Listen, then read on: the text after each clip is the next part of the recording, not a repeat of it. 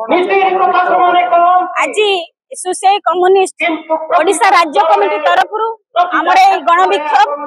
गणविक्षोभ ओडिशार 30 जिल्ला जनसाधारण सामिल होती। छात्र युवक महिला कृषक श्रमिक सर्वस्तर जनगण कर्मचारी सामिल होती। न्याय्य अधिकार आज जनसाधारण एठाक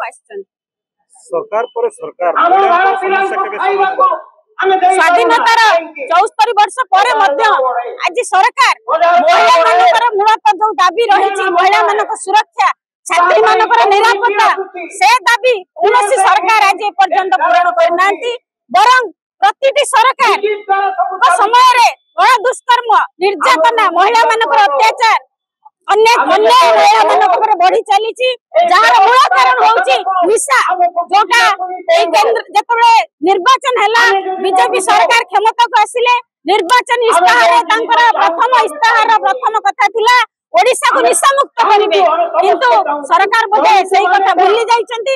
आमे आज आसीछु एतरे अधा महिला अछंती आज जनसमावेश देखुचंती 25,000 ऊर्ध्व जनसमावेश पाखापाखि 15,000 महिला आज आछंती।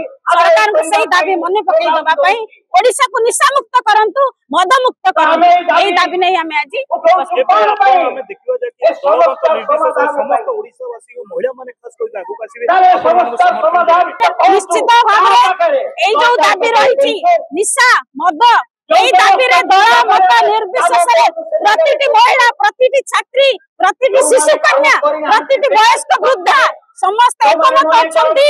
निश्चित भाव में आगामी दिन में सरकार को तार नजर मिलिबो। आज जदि सरकार महिला मानकर दाबी न सुनंती आगामी दिन में सरकार से दायी रहिबे सरकारी कर महिला अचल करिवे। आमे चेतावनी विक्षोभ माध्यम सरकार को दउछु।